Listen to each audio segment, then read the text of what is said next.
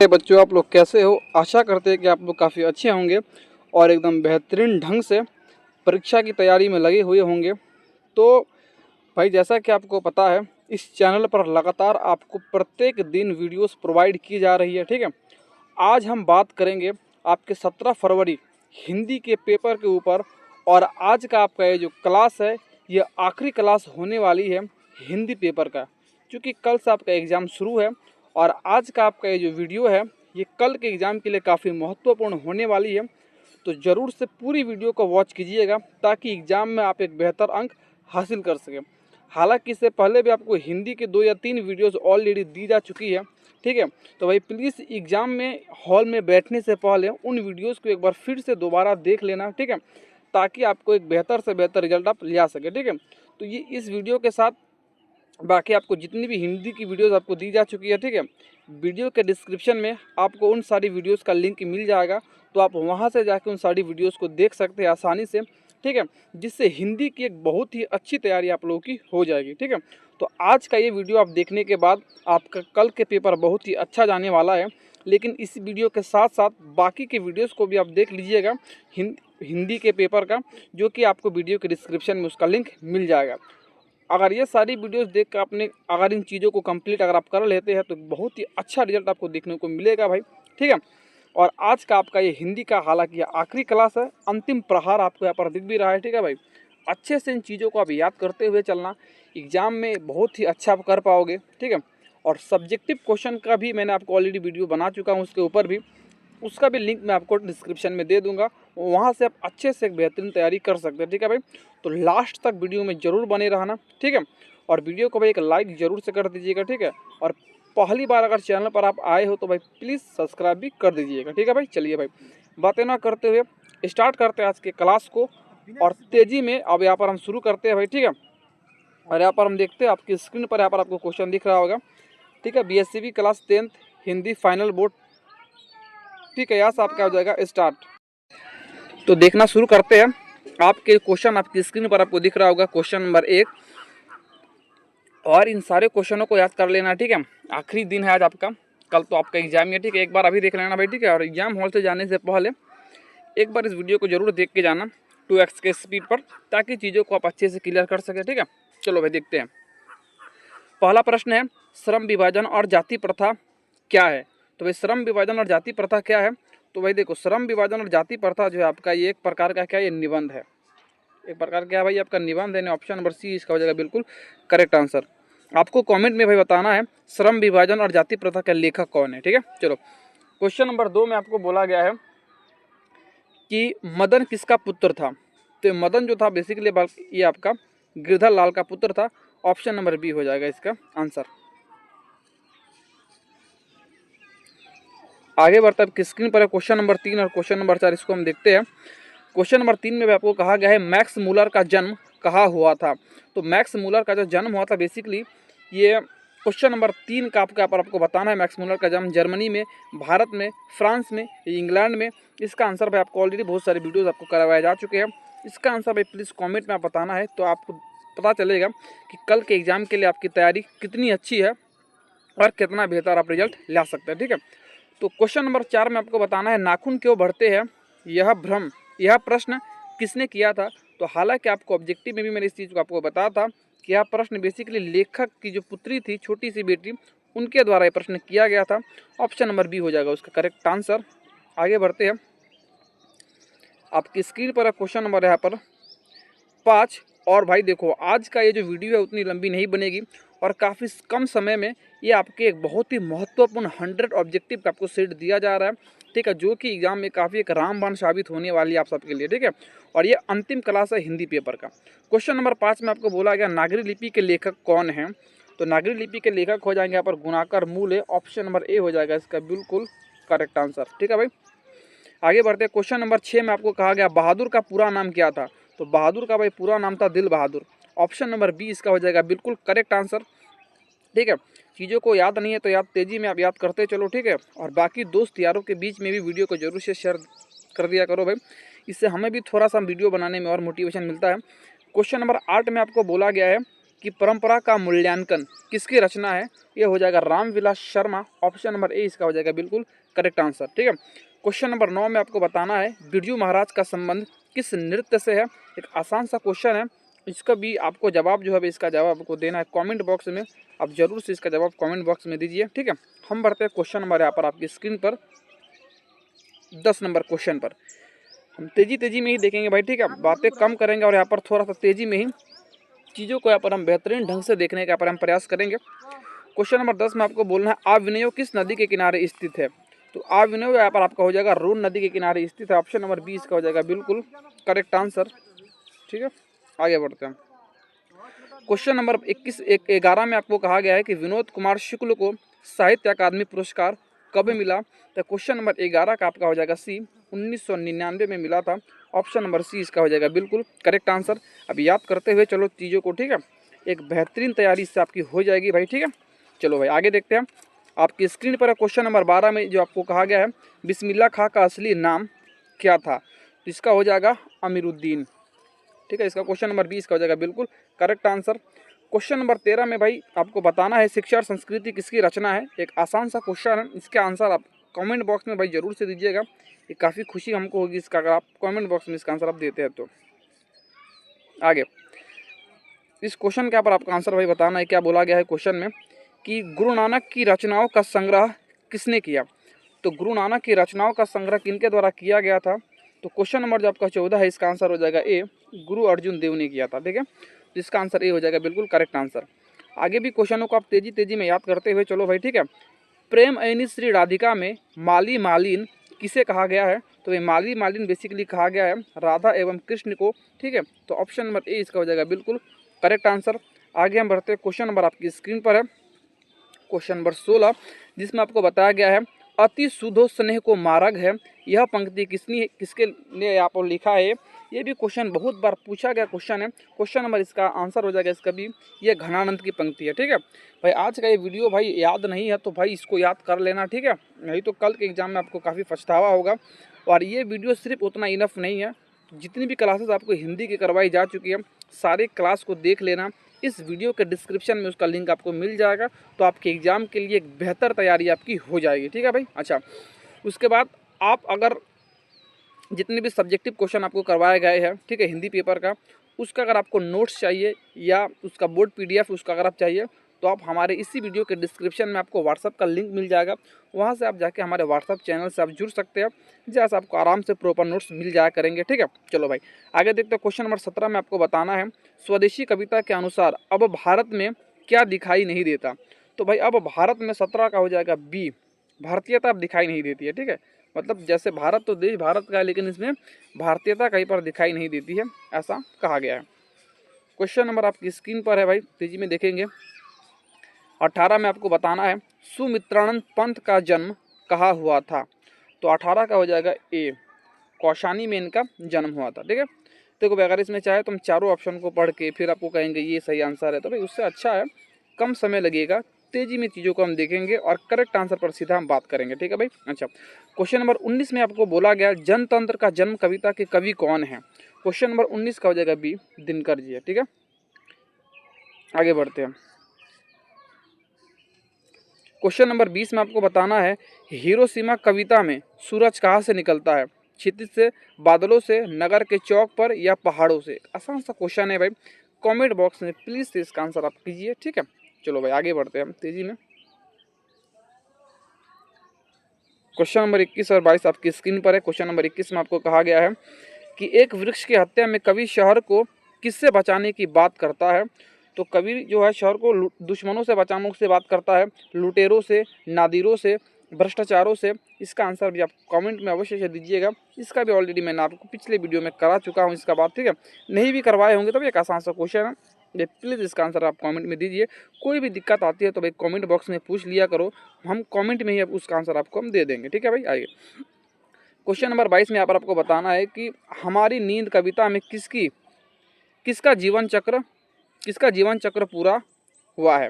ठीक है, तो क्वेश्चन नंबर जो 22 है भाई इसका आंसर हो जाएगा ए, मक्खी की बात इसमें की गई थी।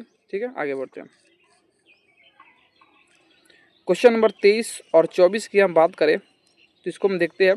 क्वेश्चन नंबर 23 में आपको बोला गया अक्षर ज्ञान कविता में बच्चा ड़ को क्या समझता है। ड़ इसमें आपका जो ढ है बेसिकली, सॉरी ड इसमें आपको दिया गया है। ड को बच्चा यहाँ पर क्या समझता है, भाई समझता है, माँ समझता है, पिता समझता है या गुरु समझता है। तो अक्षर ज्ञान कविता में जो ड जो है ड, ये जो आपका ड शब्द है इसको बच्चा बेसिकली क्या समझता है आपको यहाँ पर ये बताना है। तो क्वेश्चन नंबर 23 का आंसर हो जाएगा बी, माँ। ठीक है, आगे बढ़ते हैं। क्वेश्चन नंबर 24 में आपको भाई बोला गया है लौट कर आऊँगा फिर कविता में कवि किस राज्य की बात करता है, यानी कहाँ लौटने के बाद बेसिकली कवि कर रहा है। तो कवि बेसिकली बंगाल लौटने की बात करता है। ठीक है भाई, तो ऑप्शन नंबर इसका जो सी हो जाएगा बिल्कुल करेक्ट आंसर हो जाएगा। आगे बढ़ते हैं हमारे क्वेश्चन नंबर 25 की तरफ, जो कि आपको बोला गया है मेरे बिना तुम प्रभु के लेखक कौन है। तो मेरे बिना तुम प्रभु के लेखक 25 के यहाँ पर आपका आंसर हो जाएगा ए, रेनर मारिया रिल्के। ऑप्शन नंबर आपका ये बिल्कुल करेक्ट आंसर हो जाएगा। क्वेश्चन नंबर 26 में आपको बताना है मंगमा क्या बेचती थी। एक बहुत ही आसान सा क्वेश्चन है, लेकिन भाई आसान होने की बात नहीं है, इससे एग्जाम में क्वेश्चन पूछे जाते हैं, बहुत बार ये क्वेश्चन रिपीटेड है, तो कल के एग्जाम में भी रहने की पूरी संभावना है, तो आप इसको याद कर लो भाई। ठीक है, चलो भाई आगे देखते हैं।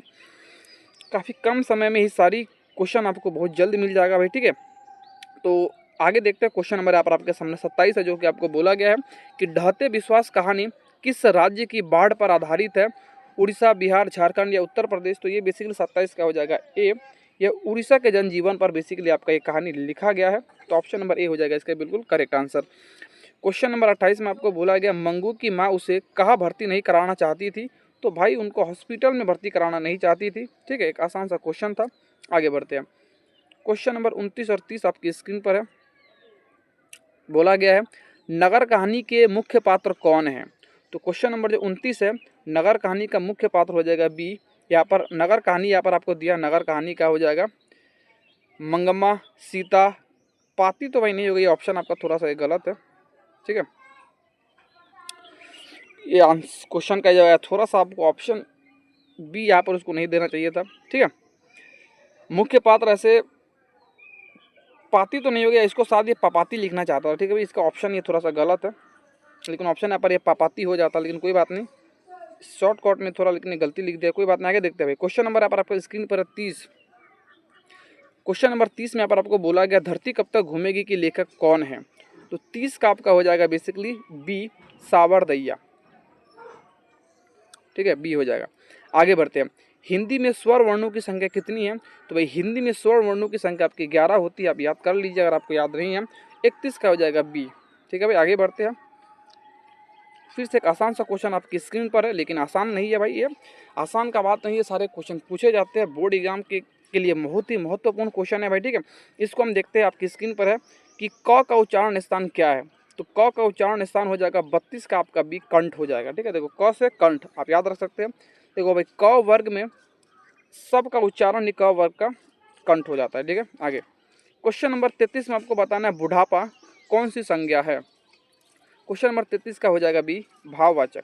क्योंकि भाई बुढ़ापा क्या एक अवस्था है, अवस्था जितनी भी चीज़ें जिसमें भी अवस्था का बोध होता है वो भाववाचक कहलाता है, ये आप जानते होंगे, हम ये उम्मीद करके चलते हैं भाई। आगे बढ़ते हैं। आपकी स्क्रीन पर क्वेश्चन नंबर 34 में आपको बताना है स्त्री शब्द का लिंग क्या है। स्त्री शब्द का लिंग क्या है। तो 34 का हो जाएगा बी भाई, स्त्री शब्द का हो जाएगा स्त्रीलिंग। ठीक है, क्वेश्चन नंबर 35 में आपको बताना है कलम का बहुवचन क्या है। तो एक आसान सा क्वेश्चन है 35 नंबर क्वेश्चन, कलम का बेसिकली आपका बहुवचन हो जाएगा कल में। भले ये क्वेश्चन आसान है, लेकिन पूछे जाने की इस तरह के क्वेश्चनों की संभावनाएं अधिक रहती है। ठीक है, आगे बढ़ते हैं। अगला सवाल जो आपका ये कारक से है, पूछा गया है मे पर किस कारक की विभक्ति है। तो 36 का हो जाएगा बी, अधिकरण। 36 का हो जाएगा बेसिकली आपका बी, अधिकरण कारक। क्वेश्चन नंबर 37 में भाई आपको बताना है सर्वनाम के कितने भेद होते हैं। तो देखो भाई हिंदी व्याकरण के हिसाब से क्वेश्चन नंबर 37 का आंसर हो जाएगा सी, व्याकरण के 6 भेद होते हैं। गलती नहीं करनी है भाई। ठीक है, सही तरीके से इसको याद कर लो। आगे बढ़ते हैं। क्वेश्चन नंबर 38 और क्वेश्चन नंबर 39, दोनों क्वेश्चनों को हम देखते हैं। ठीक है, देखो क्वेश्चन नंबर 38 में आपको बोला गया है यह कौन सा सर्वनाम है। यह आपका हो जाएगा बेसिकली निश्चयवाचक सर्वनाम। देखो यह हो, वह हो, ये हो, वे हो, ये सारे निश्चयवाचक सर्वनाम कहलाते हैं। ठीक है, आगे बढ़ते हैं। क्वेश्चन नंबर 39 में आपको बताना है विशेषण के कितने भेद है। एक आसान सा क्वेश्चन है भाई। विशेषण के भेदों की संख्या 4 होती है, ये आपको पता होना चाहिए। एक आसान सा क्वेश्चन है। आगे बढ़ते हैं। क्वेश्चन नंबर 40 में आपको बताना है जाना कौन सी क्रिया है। तो भाई देखो, जाना कौन सी क्रिया है, तो 40 का हो जाएगा बी, आकर्मक क्रिया।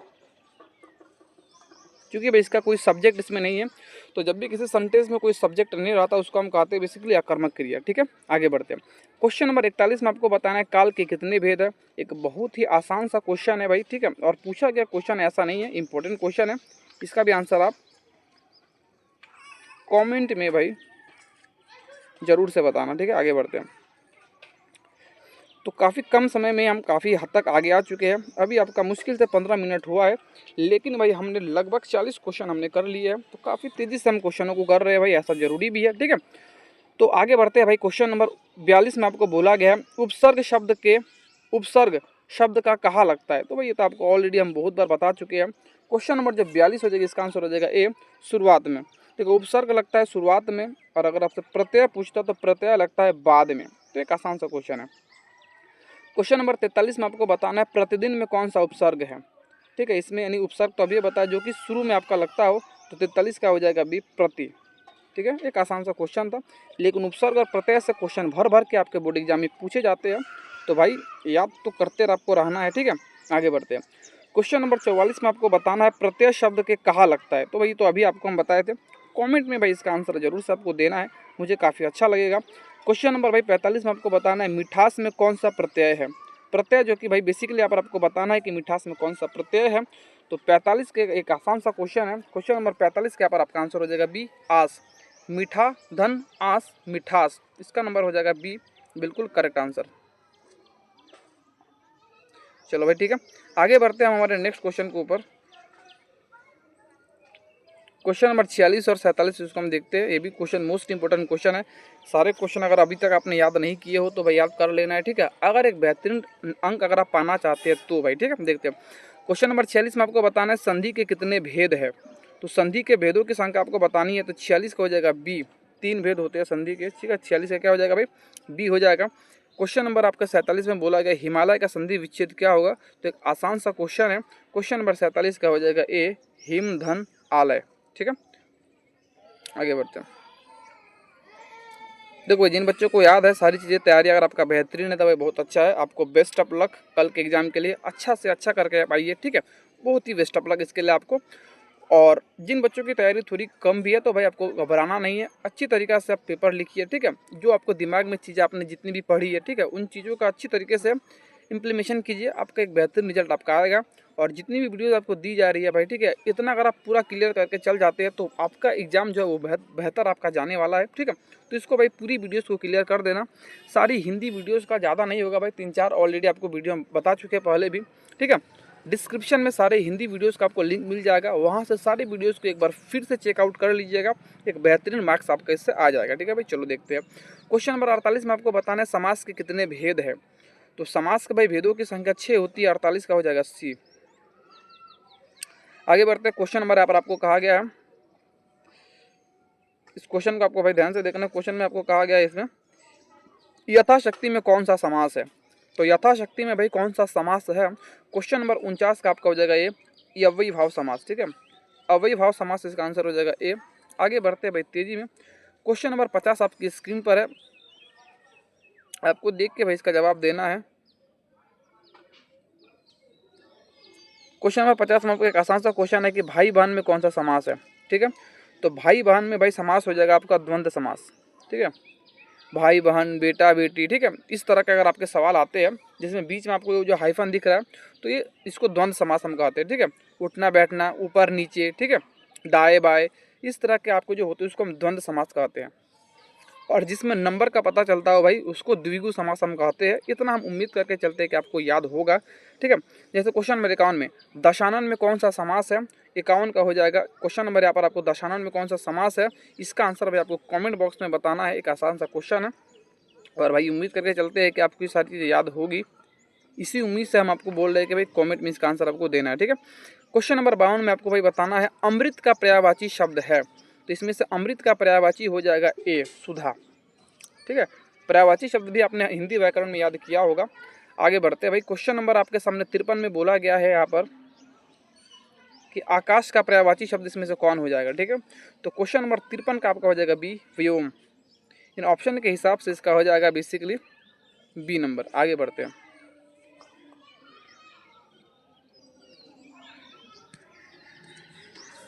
आपकी स्क्रीन पर क्वेश्चन नंबर 54 में बताना है दिन का विलोम क्या होगा। तो भाई एक बहुत ही आसान सा क्वेश्चन है।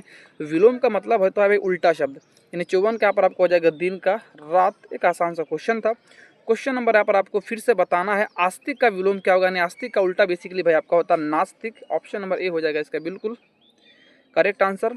चीज़ें याद नहीं है तो भाई आप करते चलना, ठीक है। बार बार आपको कहा जा रहा है तो मतलब कुछ खास चीज़ इनमें है तो भाई इसको याद कर लेना, ठीक है। सारी वीडियोस को देख के जाना तो एग्जाम आपका बहुत बेहतर होगा। क्वेश्चन नंबर 56 में आपको बताना है हाथ मलना मुहावरे का अर्थ क्या है। देखो भाई यही है हाथ मलना, ठीक है, यानी पछतावा होना। 56 का आपका हो जाएगा ए। तो ये चीज़ें है भाई, सारी वीडियोस को अगर आप नहीं देखते तो भाई पछतावा यानी हाथ मलना, हाथ मलने के सिवा आपके पास कोई दूसरा ऑप्शन नहीं होगा, ठीक है। तो सारी वीडियोस को भाई अवश्य से देख लेना एक बार अच्छी तरीके से। आपको लगे कि भाई इसमें ज़्यादा आपका समय व्यर्थ होता है तो भाई वीडियोस को 2x पे थोड़ा तेज करके देखिए, ठीक है। चलो क्वेश्चन नंबर 57 में आपको बताना है कि मुंह की खाना मुहावरे का अर्थ क्या है। तो भाई मुंह की खाना का मतलब होता है हार जाना। मुंह की खाना का मतलब क्या होता है, हार जाना, ठीक है। ये होता है इस मुहावरे का अर्थ। आसान सा क्वेश्चन था। अब इन दोनों क्वेश्चनों को आपकी स्क्रीन पर है, इन दोनों क्वेश्चनों के भाई अगर आपको देखना है क्या बोला गया है। क्वेश्चन नंबर 58 में आपको बोला गया है जो सब कुछ जानता हो। देखो भाई जो सब कुछ जानता हो उसको कहा जाता है सर्वज्ञ। सब कुछ जानने वाले को सर्वज्ञ कहा जाता है। अनेक शब्दों का एक शब्द में से ये आपका हिंदी व्याकरण का पूछा गया सवाल है। सारे क्वेश्चन याद कर लेना, मोस्ट इंपॉर्टेंट क्वेश्चन है, बहुत चुन के लाया गया है सारे क्वेश्चनों को, ठीक है। अच्छा क्वेश्चन नंबर 59 में आपको बताना है शुद्ध शब्द का चयन करें। इसमें जो आपका 59 में आपको ये जो आशीर्वाद बी नंबर में लिखा हुआ है ये आपका एकदम सही है, ठीक है। आगे बढ़ते हैं, ठीक है भाई। क्वेश्चन नंबर 60 में आपको बताना है राम ने फल खाया में कौन सा कारक है। एक बहुत ही आसान सा क्वेश्चन है। 59 का ये हो जाएगा आपका एक करता है, ठीक है। क्योंकि देखो भाई क्रिया का जो क्रिया को संपादन करे, जो क्रिया को, ठीक है, क्रिया का संपादन करने वाला ही कारक कहलाता है। तो इसमें फल खाने वाला कौन है, राम है। तो इसमें कर्ता कौन हो जाएगा, राम हो जाएगा। देखो भाई इसको पहचानने का ट्रिक होता है। ट्रिक क्या भाई, इसका विभक्ति चिन्ह देकर आपको पहचानना है।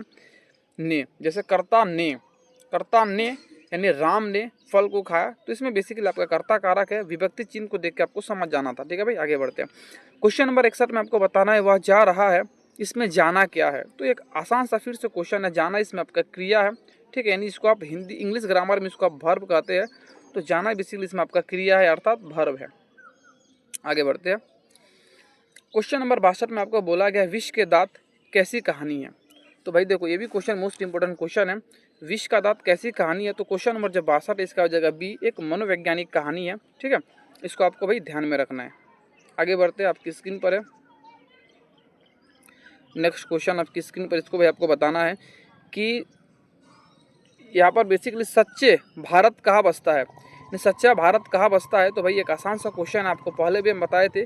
सच्चा जो भारत है बेसिकली आपका गांव में बसता है। उन्हें ऑप्शन नंबर 20 का हो जाएगा बिल्कुल करेक्ट आंसर। आपको याद कर लेना है भाई, ठीक है। आगे बढ़ते हैं। क्वेश्चन नंबर 64 में आपको बताना है कि भाई नाखून क्यों बढ़ते हैं, यह कैसी विद्या है। तो नाखून क्यों बढ़ते हैं यह आपका एक प्रकार का क्वेश्चन नंबर जो 64 इसका हो जाएगा बी। यह एक ललित निबंध है। गलती बिल्कुल भी नहीं करनी है, याद आराम से कर लेना है, ठीक है। चीज़ों को घबराहट बिल्कुल भी एग्जाम हॉल में आपको नहीं करना है। जितनी चीज़ें याद है आराम से लिखो भाई। एक चीज़ और याद रखना, सटीक वे में क्वेश्चनों को लिखा करो, ठीक है। ज़्यादा क्वेश्चन को लंबराने की ज़रूरत नहीं है। जितना आप जानते हैं उसके बारे में, ठीक है, जितना शब्दों में आपको कहा जाए उन चीज़ों का ध्यान रखा करो। ज़्यादा लिखने से आपको ज़्यादा नंबर नहीं मिलेगी ऐसा नहीं है, ठीक है। सटीक शब्दों में उसका उत्तर दिया करो। अगला बहादुर का घर कहाँ था। ये तो बहुत बार आपको हम बता चुके हैं कि बहादुर का घर बेसिकली नेपाल था, लेकिन इंपॉर्टेंट क्वेश्चन है, ठीक है। आगे बढ़ते हैं।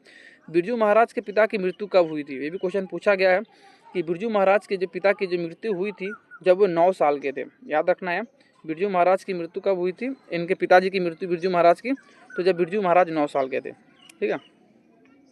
आगे बढ़ते हैं। क्वेश्चन नंबर 67 में आपको बोला गया है पिकासो क्या थे। पिकासो क्या थे ये आपको बताना है। तो क्वेश्चन नंबर जो 67 इसका आंसर हो जाएगा बी। पिकासो बेसिकली आपका एक चित्रकार था, ठीक है। आगे बढ़ते हैं, तेजी में हम देखते हैं भाई, ठीक है। सारे क्वेश्चनों को पर इतना समय बर्बाद करने का कोई फायदा नहीं है। मछली कहानी किस संग्रह से ली गई है? तो भाई याद कर लेना है, मोस्ट इंपॉर्टेंट क्वेश्चन है भाई, इसको याद नहीं किए है तो विनोद कुमार शुक्ल की एक बहुत ही इंपॉर्टेंट ये रचना है महाविद्यालय, इसको आपको देख लेना है। क्वेश्चन नंबर ए इसका हो जाएगा आंसर, बिल्कुल करेक्ट आंसर। आगे बढ़ते हैं। क्वेश्चन नंबर 69 में आपको कहा गया बिस्मिल्लाह खां का जन्म कहाँ हुआ था। ठीक है, तो बिस्मिल्लाह खां का जो जन्म हुआ था बेसिकली बिस्मिल्लाह खां तो डुमराव, यहाँ पर आपका ऑप्शन नंबर बी में आपको दिख रहा है, बिल्कुल करेक्ट आंसर हो जाएगा। क्वेश्चन नंबर 70 में आपको बताना है गांधी जी को महात्मा किसने कहा। ये भी बहुत बार आपको हम बता चुके हैं कि बेसिकली रविंद्रनाथ टैगोर जी के द्वारा सबसे पहले उनको महात्मा कहा गया था। तो आसान सा क्वेश्चन ये भी था। ठीक है, अभी ज़्यादा क्वेश्चन हमारे पास नहीं है भाई, काफ़ी कम ही क्वेश्चन बचे हैं। ठीक है, और आखिर तक भैया प्लीज़ बने रहिए। ठीक है, क्योंकि ऑलरेडी हम जानते हैं कि भाई बच्चे बोर हो जाते हैं, इसीलिए हम कम समय में ही सारे क्वेश्चनों को देखते हैं ताकि इससे आपको बेनिफिट ज़्यादा से ज़्यादा मिल सके। क्वेश्चन नंबर 71 में भी आपको बताना है गुरु नानक किस भक्ति धारा के कवि है। तो गुरु नानक बेसिकली आपका 71 का आपको हो जाएगा बी, निर्गुण भक्ति धारा। ठीक है भाई, देखो दो तरह के भक्ति धारा होती है, एक आपका होता है शगुन, एक होता है निर्गुण। ठीक है, देखो शगुन का मतलब क्या होता है, देखो भाई शगुन का मतलब होता है कि भाई एक ऐसे व्यक्ति जो ईश्वर के स्वरूप को मानता हो, बेसिकली जो मूर्ति की पूजा करता है, उसको कहा जाता है शगुन भक्ति धारा। निर्गुण भक्ति धारा का मतलब होता है कि भाई ऐसा व्यक्ति जो ईश्वर के आकार को नहीं मानता हो। ठीक है, और ऐसे व्यक्ति क्या होते हैं कि भाई ईश्वर के मूर्ति पूजा के ये लोग उतना मतलब ये लोग विरोधी होते हैं, यानी मूर्ति पूजा के ऊपर ये लोग विश्वास नहीं करते हैं। ठीक है, इसको आप याद रखना। क्वेश्चन नंबर भी यहाँ पर आपको कहा गया है 72 में रस खान ने प्रेम वाटिका की रचना कब की। ये भी एक मोस्ट इंपॉर्टेंट क्वेश्चन है। तो क्वेश्चन नंबर यहाँ पर या जो आपका क्वेश्चन नंबर जो 72 है, इसका जो आंसर आपका हो जाएगा बेसिकली 72 का बी, 1610 में किया गया था। ठीक है, कब किया गया था? 1610 में। आगे बढ़ते हुए आपकी स्क्रीन पर नेक्स्ट क्वेश्चन यहाँ पर हम देखते हैं। क्वेश्चन नंबर यहाँ पर 73 में आपको कहा गया घनानंद किसके दरबार में मीर मुंशी थे। ठीक है, यानी घनानंद जो थे ये किसके दरबार में मीर मुंशी थे, यहाँ पर आपको बताना है। ठीक है, चलो भाई इसको देखते हैं हम यहाँ पर स्क्रीन पर हम। तो क्वेश्चन नंबर यहाँ पर आपका 73 है, क्वेश्चन नंबर 73 का आपका हो जाएगा सी, मोहम्मद रंगीला। ठीक है, यानी आपका क्वेश्चन नंबर सी इसका हो जाएगा बिल्कुल करेक्ट आंसर। क्वेश्चन नंबर 74 में आपको भाई बताना है प्रेमघन किस युग के कवि थे। तो प्रेमघन जो आपके थे बेसिकली 74 का हो जाएगा सी, भारतेंदु युग के थे। ठीक है, याद करते चलो भाई भारतेंदु युग। ठीक है, आगे बढ़ते हैं। क्वेश्चन नंबर आपकी स्क्रीन पर है, क्वेश्चन नंबर 75, क्वेश्चन नंबर 76, इनको हम देखते हैं भाई। ठीक है, देखो क्वेश्चन नंबर 75 में आपको बोला गया पंत जी के अनुसार भारत माता की कितने संतानें नग्न और क्षुधित है। तो क्वेश्चन नंबर 75 का आपका आंसर हो जाएगा 30 करोड़ जनता। कितनी जनता भाई? 30 करोड़ जनता। याद नहीं है तो याद कर लेना है। ठीक है, क्वेश्चन नंबर 76 में आपको बताना है रामधारी सिंह दिनकर का जन्म कहाँ हुआ था। एक आसान सा क्वेश्चन है। क्वेश्चन नंबर 76 का आपका हो जाएगा ए, सिमरिया बेगूसराय, बेसिकली बिहार में ही इनका जन्म हुआ था। आपको कमेंट बॉक्स में बताना है रामधारी सिंह दिनकर जी को और किस नाम से जाना जाता है, जो कि काफ़ी फेमस नाम है इनका, आपको बताना है कमेंट बॉक्स में। ठीक है, आगे क्वेश्चन नंबर 77 में आपको भाई बोला गया हिरोशिमा में मानव की साखी क्या है। मोस्ट इंपॉर्टेंट क्वेश्चन है। क्वेश्चन नंबर 77 का आपका हो जाएगा पत्थर पर लिखी हुई छाया। ठीक है, इन सारी चीज़ों को भाई याद कर लेना है। ठीक है, क्योंकि इसके बाद आपको हिंदी से एकदम मिल जाएगी मुक्ति। ठीक है, एक बात और भाई, आप प्लीज़ भाई कमेंट करना भाई, आपका अगला एग्जाम जो है किस पेपर का है, उसके ऊपर भी आपको वीडियोस जरूर से दी जाएगी।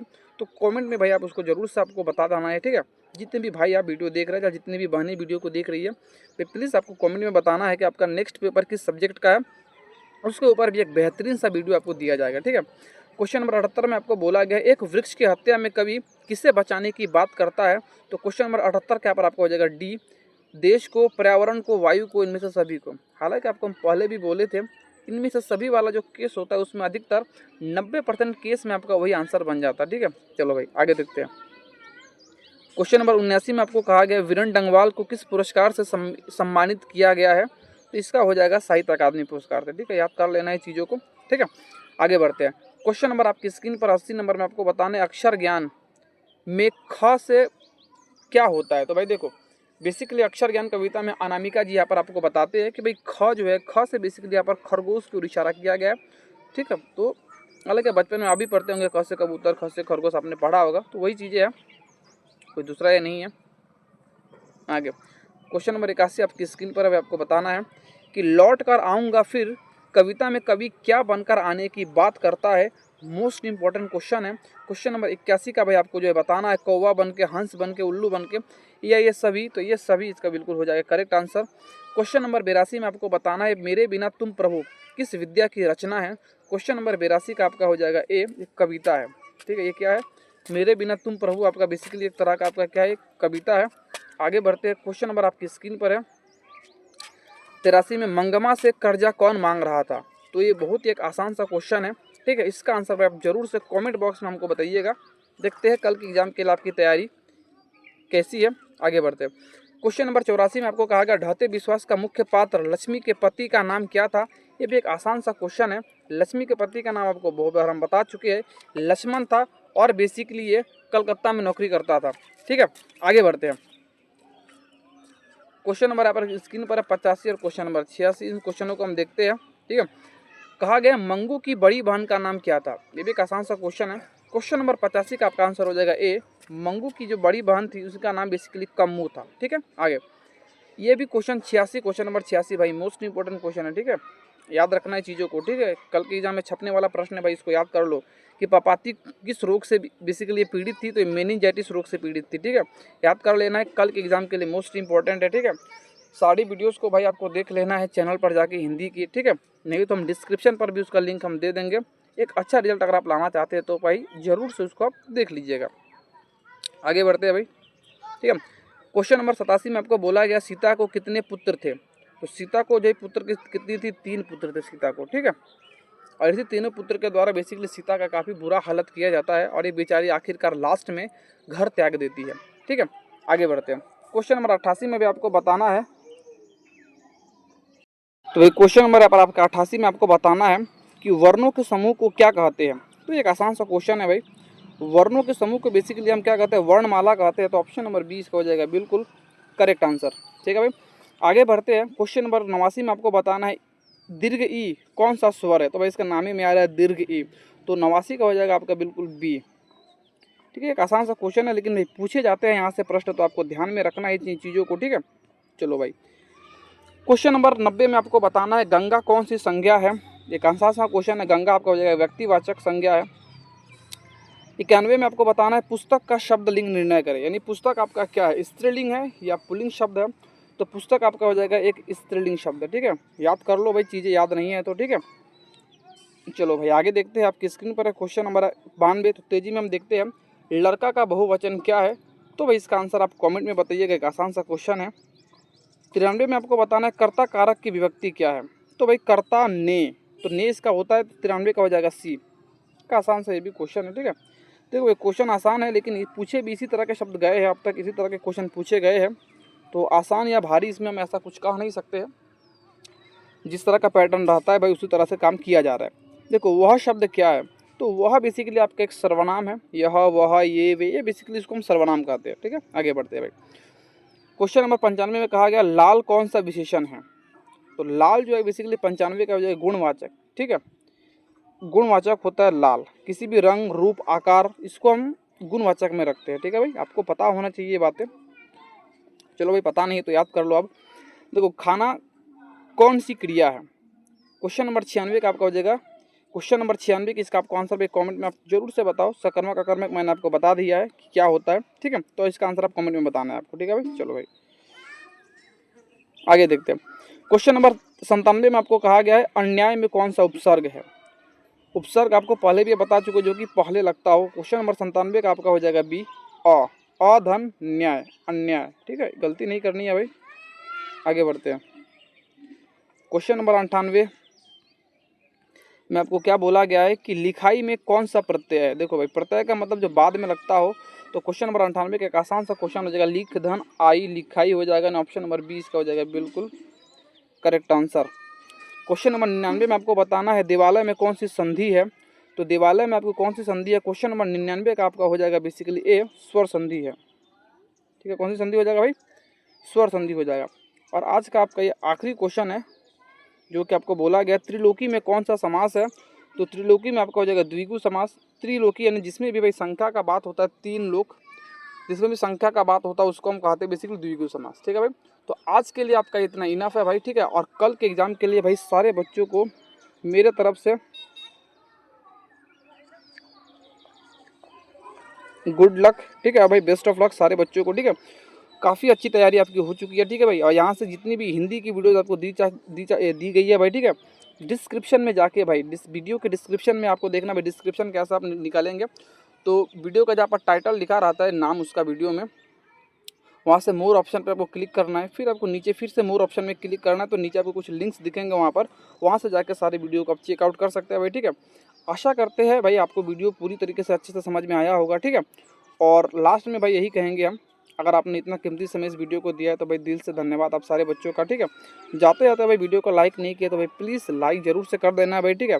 चैनल पर अगर आपने, बहुत सारे भाइयों ने अभी तक चैनल को सब्सक्राइब नहीं किया, बहुत सारे बहनों ने भी नहीं किया, तो भाई प्लीज़ से चैनल को भी सब्सक्राइब कर देना है, ठीक है भाई। चलो भाई तब तक मिलते हैं। आप कमेंट में भी भाई बता देना है कि भाई नेक्स्ट किस सब्जेक्ट के ऊपर आपको वीडियो चाहिए, ठीक है। तब तक के लिए जय हिंद, जय भारत।